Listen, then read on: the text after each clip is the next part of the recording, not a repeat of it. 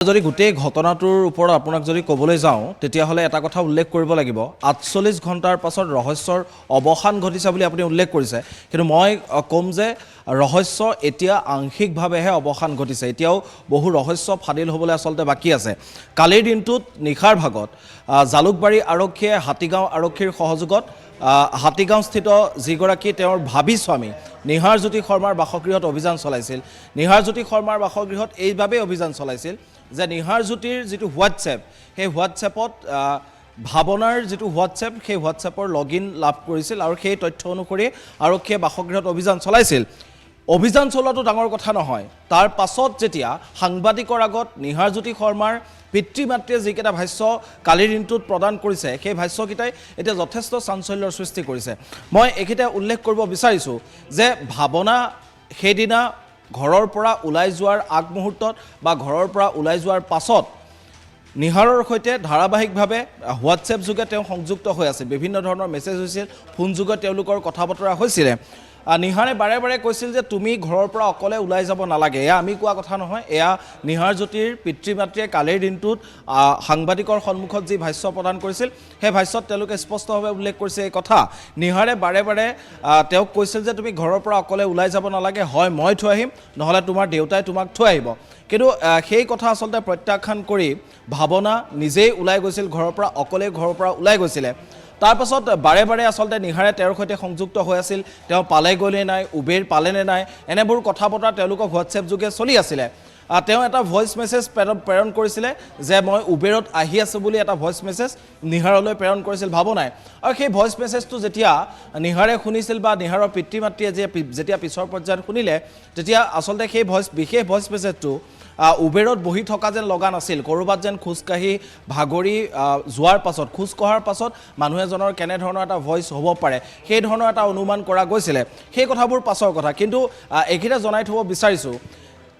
কিহৰ বাবে ভাৱনা শ্বিলঙলৈ যাব লগা হ'ল সেই ৰহস্য কিন্তু এতিয়াও আংশিকভাৱেহে ইয়াৰ অৱসান ঘটিছে এতিয়াও বহু ৰহস্য ফাদিল হ'বলৈ বাকী আছে কিয়নো আমি উল্লেখ কৰিছোঁৱেই কালিৰ দিনটোৰ যি মন্তব্য সেই মন্তব্যৰ পৰা এটা কথা একেবাৰে স্পষ্ট হৈছে যে নিহাৰজ্যোতি শৰ্মাৰ সৈতে বা নিহাৰজ্যোতি শৰ্মাৰ বাসগৃহ বা পিতৃ মাতৃৰ সৈতে ভাৱনাৰ এটা খুব সুসম্পৰ্ক আছিল তেওঁলোকে সততেই নিহাৰৰ ঘৰলৈ গৈছিল ভাৱনাৰ ঘৰলৈ গৈছিল নিহাৰ পিতৃ মাতৃৰ সৈতে খুব ভাল সম্পৰ্ক তেওঁলোকৰ বিহুৰ পূৰ্বেও আচলতে ভাৱনা নিহাৰৰ ঘৰলৈ গৈছিল ভাত পানী খুৱাই তেওঁক পঠিয়াই দিয়া হৈছিল এনেধৰণৰ বহু কথা আচলতে কালিৰ দিনটো যি মন্তব্য সেই মন্তব্যৰ জৰিয়তে প্ৰকাশ কৰিছে এতিয়া আটাইতকৈ ডাঙৰ কথাটো হ'ল যে নিহাৰৰ পিতৃ মাতৃয়ে অভিযোগ উত্থাপন কৰিছে যে গোটেই ঘটনাটোত ক'ৰবাত নহয় ক'ৰবাত তৃতীয় পক্ষ জড়িত হৈ আছে নেকি যেতিয়া সাংবাদিকে প্ৰশ্ন উত্থাপন কৰিছিল যে ক'ৰবাত ভাৱনাই যি মানসিক চাপৰ কথা কৈছে সেই মানসিক চাপ পূৰ্বৰ পৰা আপোনালোকে দেখিছিল নেকি কিবা মানসিক অন্তৰ্দ্বন্দ্বত ভুগি আছিল নেকি ভাৱনা তেতিয়া তেওঁলোকে পোনছাতেই সমগ্ৰ বিষয়টোৰ ক্ষেত্ৰত তেওঁলোকে নাকচ কৰিছে তেওঁলোকে স্পষ্টভাৱে উল্লেখ কৰিছে যে তেনে কোনো ধৰণৰ মানসিক চাপ ভাৱনাৰ নাছিল তেনে কোনো ধৰণৰ মানসিক অন্তৰ্দ্বন্দ্বত ভাৱনা ভুগি থকা নাছিল কিন্তু কিহৰ বাবে ভাৱনাই মানসিক প্ৰশান্তি লাভ কৰিবৰ বাবে সকলোকে এটা ব্ৰহ্ম ফাঁকি দি শ্বিলঙলৈ তেওঁ যাবলগীয়া হ'ল হোটেলৰ চিচিটিভি ভিজুৱেলছ ইতিমধ্যে আমি সেই সন্দৰ্ভত আপোনালোকক দেখুৱাইছোঁ কালিৰ দিনটোত আমি আপোনালোকক দেখুৱাইছোঁ অকলেই তেওঁ শ্বিলঙলৈ যোৱাৰ কথা উল্লেখ কৰিছে কিন্তু এতিয়া আটাইতকৈ ডাঙৰ কথাটো হ'ল যে ক'ৰবাত এই গোটেই যিটো ঘটনা এই ঘটনাটোত ক'ৰবাত তৃতীয় পক্ষ জড়িত হৈ আছে নেকি কোনো তৃতীয় পক্ষৰ প্ৰৰোচনাত পৰি ভাৱনা এনেদৰে শ্বিলঙলৈ গ'ল নেকি এই গোটেই প্ৰশ্নবোৰ কিন্তু এতিয়া উত্থাপন হৈছে সেইবাবে মই পুনৰুচ্চাতে উল্লেখ কৰিছোঁ যে গোটেই ঘটনাটো আমি ভবাৰ দৰে আচলতে নহ'বও পাৰে এতিয়াও এই গোটেই ঘটনাৰ ৰহস্য মাত্ৰ আংশিক মাত্ৰহে ফাদিল হৈছে এতিয়াও কিন্তু বহু ৰহস্য ফাদিল হ'বলৈ বাকী আছে নেৰা যেটা আপুনি উল্লেখ কৰিছে পৰিয়ালৰ লোকসকলে কেইবাটাও মন্তব্য কৰিছে পৰিয়ালৰ লোকসকলে এক প্ৰকাৰে ভাৱনাকে দোষী বুলি উল্লেখ কৰিছে এই ক্ষেত্ৰত আমি উল্লেখ কৰিব লাগিব যেহেতু ভাৱনাই মানসিকভাৱে বিকাৰগ্ৰস্ত মানসিকভাৱে তেওঁ ভাগি পৰিছে বুলি উল্লেখ কৰিছে আন এটা প্ৰশ্ন কিন্তু উত্থাপন হয় যে ভাৱনাই নিহাৰৰ সৈতে প্ৰেমৰ সম্পৰ্ক বিচ্ছেদ কৰাৰ কিছু সম্ভাৱনা আছিল নেকি প্ৰেমৰ সম্পৰ্ক বিচ্ছেদ কৰিবলৈ বুলিয়ে তেওঁ এনেদৰে ওলাই গৈছিল নেকি আচলতে সেই কথাটোৱে মই পুনতে উল্লেখ কৰিছোঁ যে তেওঁলোকৰ সম্পৰ্কটো বিচ্ছেদ হ'ব লগা এটা সম্পৰ্ক নাছিলে, যিটো প্ৰশ্ন আপুনি ইতিমধ্যে উত্থাপন কৰিছে। ইতিমধ্যেই আমি ইয়াৰ পিছৰ পৰ্যায়ত ইয়াৰ পিছৰ পৰ্যায়ত আমি সেই মন্তব্য শুনাম। পিতৃ মাতৃৰ মন্তব্য আমাৰ হাতত আছে। আমি 6 বজাৰ আমাৰ বিশেষ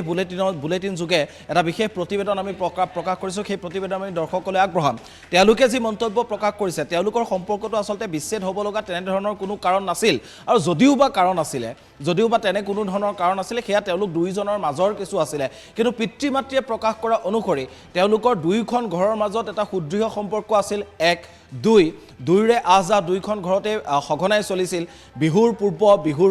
পূৰ্বলৈকে বিহুৰ পাছতো তেওঁলোকৰ আহ-যাহ চলিছিল। তেওঁলোকে বিহুত খুব সুন্দৰৰূপে তেওঁলোকে ইজনে সিজনৰ ঘৰলৈ গৈছিলে। গতিকে এই গোটেই বিষয়বোৰ যদি আমি চাওঁ, তেতিয়াহ'লে দুয়োজনৰ মাজত তেনে কোনো ধৰণৰ কিবা যদি সংঘাত আছিল, সেই সংঘাত কিন্তু আচলতে সততে অনুমান কৰিব পৰা নাযায়। আৰু যদিওবা তেওঁলোকৰ কিছু ব্যক্তিগত সংঘাত আছিল, তেতিয়াহ'লে সেই নিৰুদ্দেশ হোৱাৰ যিটো মেছেজ তেওঁ মাকলৈ প্ৰেৰণ কৰিছিল যে আই এম ইন ডেঞ্জাৰ, সেই মেছেজটো প্ৰেৰণ কৰাৰ কেইছেকেণ্ডমান আগলৈকে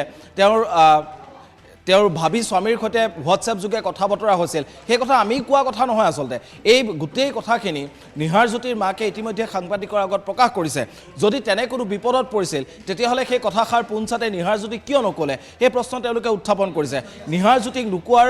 পৰিৱৰ্তে সেই মেছেজটো কিয় আচলতে মাকলৈ প্ৰেৰণ কৰিব লগা হ'ল, এই গোটেই প্ৰশ্নবোৰ আচলতে এতিয়া গোটেই ৰহস্যৰ আৱৰ্তত সোমাই পৰিছে। গোটেই ঘটনাটো ৰহস্যৰ আৱৰ্তত সোমাই পৰিছে। আমি গোটেই ঘটনাটো একপক্ষীয়ভাৱে আচলতে চাবলৈ যোৱা নাই। আমি যদি দুয়োপক্ষভাৱে চাবলৈ যাওঁ, ক'ৰবাত আচলতে ভাৱনা বিপদত পৰিছিল নেকি, ক'ৰবাত নিহাৰজ্যোতিৰ মাক আৰু বাপেকে যি মন্তব্য প্ৰকাশ কৰিলে, সেই মন্তব্যখিনি মিছা নেকি, এনেধৰণৰ বহু কথাৰ অৱকাশ আছে, বহু প্ৰশ্নৰ অৱকাশ আছে। আৰু সেইসমূহ আৰক্ষীয়ে এতিয়া যিহেতু তদন্ত প্ৰক্ৰিয়া ইতিমধ্যে অব্যাহত ৰাখিছে, মই পুনৰবাৰ আকৌ সেই তথ্যটো উল্লেখ কৰিব বিচাৰিছোঁ। নিহাৰজ্যোতি শৰ্মাৰ বাসগৃহত আৰক্ষীয়ে কিয় অভিযান চলাইছিল, নিহাৰজ্যোতিৰ মোবাইলত, নিহাৰজ্যোতিৰ ফোনত যি ভাৱনাৰ হোৱাটছএপ, সেই হোৱাটছএপৰ লগইন পোৱা গৈছিলে। গতিকে সেই তথ্যটো ফাদিল কৰিবৰ বাবে আৰক্ষীয়ে আচলতে অভিযান চলাইছিল। কেৱল সেই তথ্যই আচলতে আৰক্ষীয়ে উদ্ঘাটন কৰিছিল নে আন কেতবোৰ আৰু তথ্য আছে, এই গোটেই কথাবোৰ আচলতে আৰক্ষীৰ সঠিক তদন্তৰ পাছতহে পোহৰলৈ আহিব। কিন্তু আপুনি যিটো প্ৰশ্ন উত্থাপন কৰিলে যে তেওঁলোকৰ দুয়োৰে মাজত ক'ৰবাত নহয় ক'ৰবাত কিবা এটা তেওঁলোকৰ অন্তৰ্নিহিত দ্বন্দ্ব আছিল নেকি, তেওঁলোকৰ মাজত কিবা বিভেদ হৈছিল নেকি, এনেধৰণৰ প্ৰশ্নটোৰ উত্তৰ যদি মই দিবলৈ যাওঁ, তেতিয়াহ'লে কালিৰ ভাষ্যখিনি পৰা মই সহজেই এই কথাটোৱে ক'ব পাৰোঁ, তেওঁলোকৰ পিতৃ মাতৃয়ে যি ভাষ্য প্ৰদান কৰিছে বা তেওঁৰ যি থানাত উপস্থিতি, ভাৱনা আহি পোৱাৰ আগতেই নিহাৰজ্যোতি গৈ পেলাই থানাত উপস্থিত হৈছিল, এই গোটেই কাহিনীটো যদি আমি চাওঁ, গোটেই কাৰবাৰটো যদি এবাৰ চাওঁ, তেতিয়াহ'লে সেই কথাই পোনছাতে ক'ব লাগিব যে তেওঁলোকৰ মাজত হয়তো আছিল, হয়তো নাছিলটোত এইবাবে আমি জোৰ দিব পাৰোঁ যে তেওঁলোকৰ ঘৰলৈ আহ-যাহ, তেওঁলোকৰ সঘন মেছেজ বা ফোনযোগে তেওঁলোকৰ বাৰ্তালাপ, এই গোটেই কথাবোৰ মিলাই তেওঁলোকৰ মাজত যে তেনেধৰণৰ কোনো অন্তৰ্দ্বন্দ্ব নাছিল, তেওঁলোকৰ মাজত যে তেনেধৰণৰ কোনো কাজিয়া পেচাল নাছিল, সেই কথাটোৱে আচলতে সহজে অনুমান